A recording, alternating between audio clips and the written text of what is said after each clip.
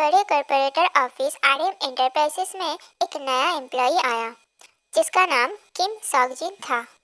एक charming, handsome और थोड़ा सा एक्स्ट्रा ड्रामेटिक लड़का जो अपनी हर बात को एक फिल्मी अंदाज में कहता था। किम सॉकजिन एक मार्केटिंग एग्जीक्यूटिव के तौर पर ज्वाइन किया था और उसका बॉस था किम नामजून, जो कि आरएम एंटरप्राइजेस का सीईओ था।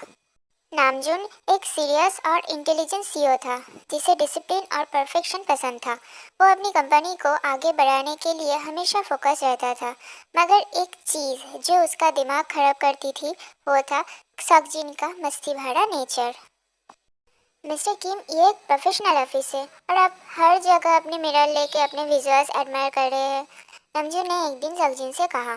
पर सर, ब्यूटी भी तो एक एसेट होती है, सॉकजिन ने चीख कर रिप्लाई दिया और पूरा ऑफिस हंसने लगा। नामजून ने गुस्से से अपना फोरहेड मसाज करते करते कहता है, ये लड़का मेरी जान लेके रहेगा। लेकिन जैसे जैसे दिन गुजरते गए, नामजून को रियलाइज होने लगा कि सचिन सिर्फ एक हैंडसम और फनी लड़का नहीं, बल्कि एक ब्रिलियंट मार्केटिंग जीनियस भी है। उसके नए आइडियाज़ और चार्मिंग पर्सनैलिटी क्लाइंट्स को इम्प्रेस करने में मदद करते थे। एक दिन जब ऑफिस की एक बड़ी प्रेजेंटेशन थी, तब नामजून और सॉकजिन को साथ काम करना पड़ा। सॉकजिन की क्रिएटिविटी और नामजून की स्ट्रेटेजी एक परफेक्ट कॉम्बिनेशन बन गए। जब प्रेजेंटेशन खत्म हुई तो क्लाइंट्स खुशी से तालियां बजाने लगे। उस दिन जब दोनों ऑफिस से निकल रहे थे, नामजून ने कहा, तुम इरिटेटिंग हो बट टैलेंटेड भी हो। सॉकजिन मुस्कुराया, और तुम बोरिंग हो बट एक्चुअली थोड़े क्यूट भी हो। उस मोमेंट के बाद दोनों एक अच्छे दोस्त बन गए। एक दिन ऑफिस ट्रिप के दौरान पूरा स्टाफ बुसान गया। वहाँ एक बीच पार्टी रखी गई थी जिसमें सब एंजॉय कर रहे थे।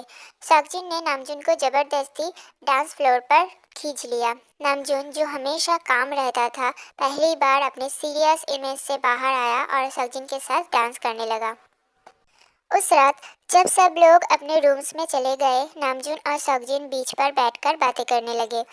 तुम जानते हो, जब तुम हो तो मुझे स्ट्रेस कम महसूस होता है, नामजून ने धीरे से कहा।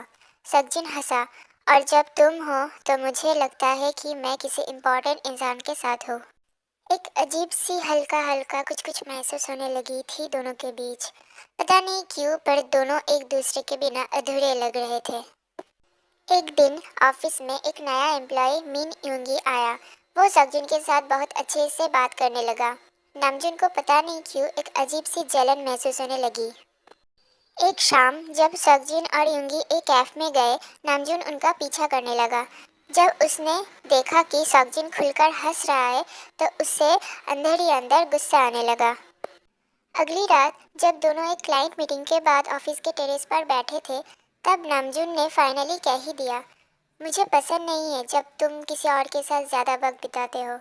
सॉकजिन थोड़ा शॉक्ड था। मतलब? नामजून ने घूमकर उसकी तरफ देखा। मतलब, मुझे लगता है कि मैं तुमसे प्यार करने लगा हूँ। सॉकजिन थोड़ी देर चुप रहा, फिर उसकी शर्मीली मुस्कुराहट निकल आई। तो मुझे कब से इंतज़ार था कि तुम ये बोलोगे।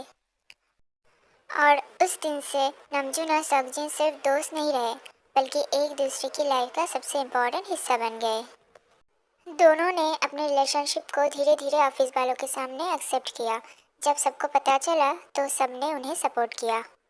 त्योंग और जंगकुक, जो आरएम एंटरप्राइजेस का एम्प्लॉय थे और नामजून एंड सॉकजिन का बहुत अच्छा दोस्त भी थे, उन लोगों ने उनके लिए एक रोमांटिक डेट प्लान की। और होसक, जो कि उनके फैमिली मेम्बर्स थे, होसक ने एक क्यूट सा लव सॉन्ग डेडिकेट किया। नामजून और सॉकजिन एक परफेक्ट बैलेंस थे, एक सीरियस और रिस्पॉन्सिबल सीईओ और एक चार्मिंग और बबली मार्केटिंग जीनियस। आखिर में दोनों ने एक छोटी सी प्राइवेट वेडिंग रखी जिसमें सिर्फ उनके क्लोज दोस्तों और फैमिली ने शामिल होकर उनको आशीर्वाद दिया। और इस तरह नामजून की प्यारी सी कहानी हमेशा के लिए एक हैप्पीली एवर आफ्टर बन गई। Thank you for watching.